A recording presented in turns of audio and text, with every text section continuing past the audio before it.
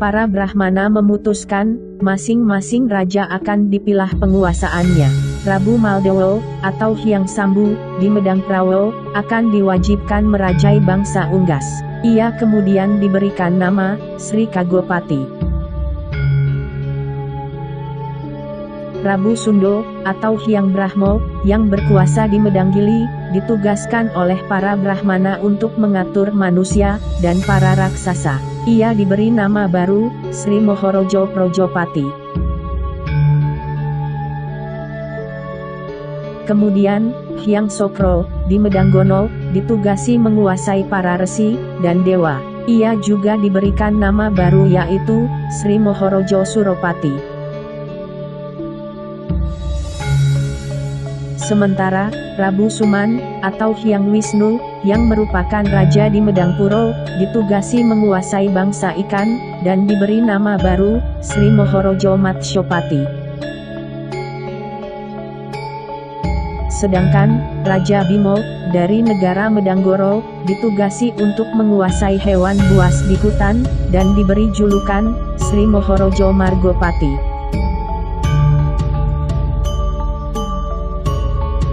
Seluruh para raja, sudah diberi tugasnya masing-masing, dan mereka diminta pulang ke negaranya, dengan beban yang sudah ditugaskan. Saat para raja sudah pulang, para Brahmana mukso, dan kembali ke kahyangan. Yang tersisa di tanah Jawa hanya tinggal, Brahmono Bahliko. Disitulah, Sang Brahmono Bahliko, menggelar pengajaran seluruh jenis ilmu kesaktian, dan pengetahuan, kepada para manusia. Berduyun-duyun, mereka datang mengabdi, serta mencecap ilmu Sang Brahmono Bahliko. Bukan hanya manusia, ternyata yang datang, tetapi juga, hewan, dan raksasa, juga mengabdi kepada Sang Brahmono. Semakin lama, yang datang berguru semakin banyak. Bahkan, yang kepencut akan ajaran Sang Brahmono, seakan menjadikan Sang Brahmono, bagaikan raja. Akhirnya, Sang Resi pindah ke Gunung Lawu, yang dahulu merupakan bekas kahyangan dari Batoro Guru. Bahkan, di tempat itulah, Sang Brahmono berganti nama menjadi, Sang Brahmono Rojo Balyo. Di lereng Gunung Lawu itulah, ia mendirikan negara dengan nama, Medang Sewondo. Tahun di mana Medang Sewondo berdiri, ditandai dengan sengkalan tahun, Janmo Datampo Netronis, atau tahun 201 Saka.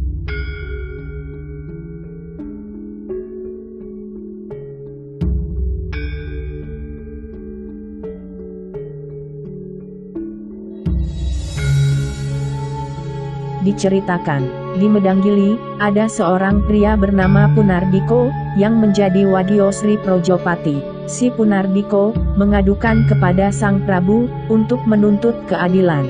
Ia menceritakan, bahwa istrinya telah dimangsa raksasa. Apakah kamu, mengetahui rupa dari raksasa, yang memangsa istrimu? Tanya Sang Prabu menyidik. Punardiko mengatakan, bahwa ia tidak mengenali rupa, dari raksasa pemakan istrinya.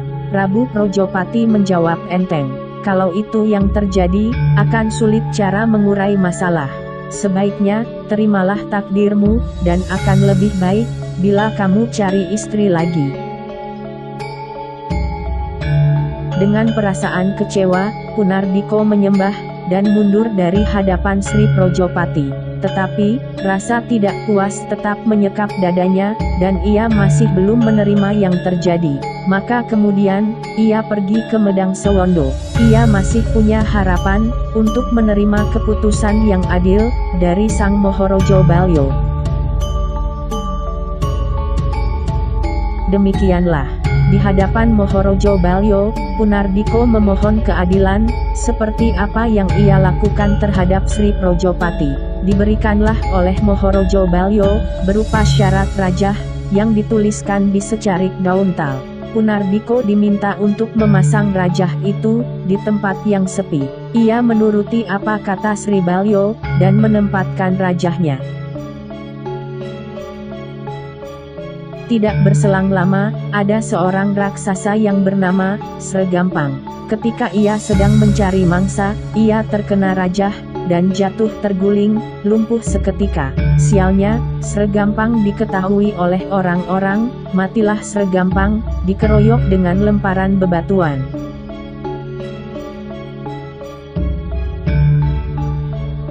Kejadian itu membuat pengeroyok dan keluarganya ketakutan, ada dendam para raksasa. Maka, berbondong mereka pindah ke Medang Sewondo, mencari perlindungan Sang Raja Balyo.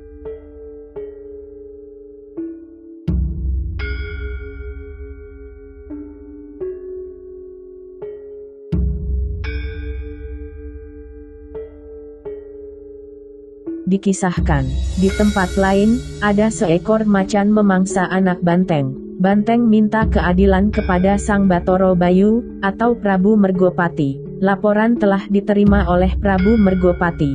Balas saja perbuatan si macan, agar ia tidak berani lagi makan anakmu. Makanlah anak macan. Demikian nasihat Sri Mergopati.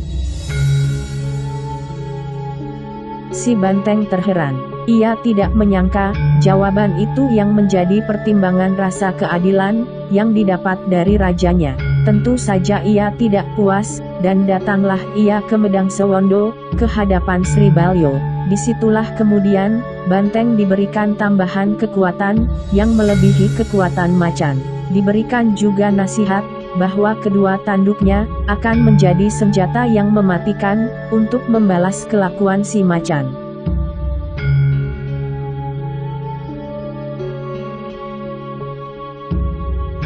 Mundur dari hadapan Sri Balyo, banteng masuk hutan. Ia mengamuk, tidak memilih siapa yang telah membunuh anaknya. Setiap macan yang ditemui, diseruduknya tanpa ampun. Semua macan akhirnya merasa ngeri, dan selama-lamanya, tidak berani melawan banteng.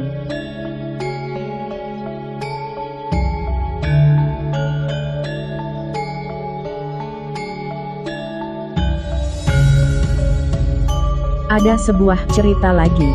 Di Medangpuro, ada Raja Ikan, yang menghadap Sri Matsyopati. Raja Ikan mengeluh kepada Prabu Matsyopati, bahwa rakyatnya banyak yang mati, karena dimangsa oleh burung. Si Ikan memohon, agar melaporkan perbuatan burung, kepada Prabu Kagopati, penguasa burung.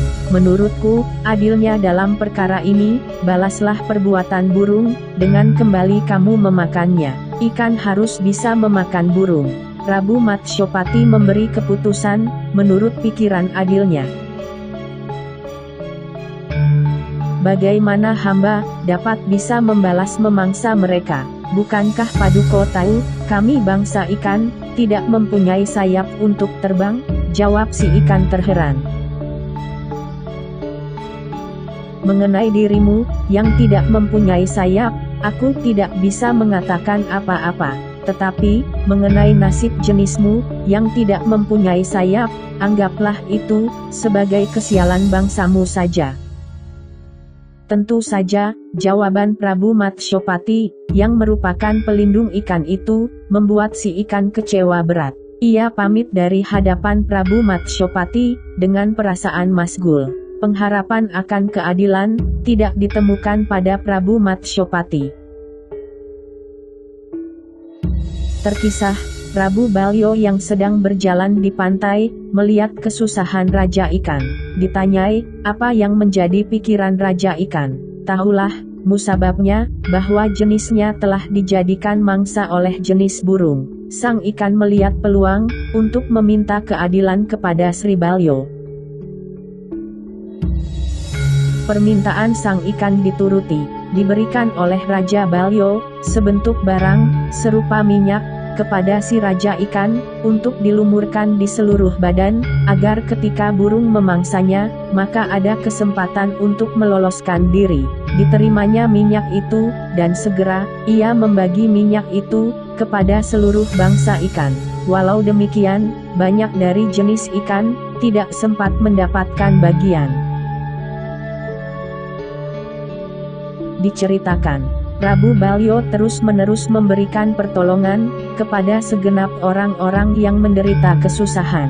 Semakin banyaklah, kaulo negara dari kelima raja, yang pindah mengabdi, dan menjadi taat, serta menjadikan Prabu Balyo menjadi rajanya, dengan sukarela.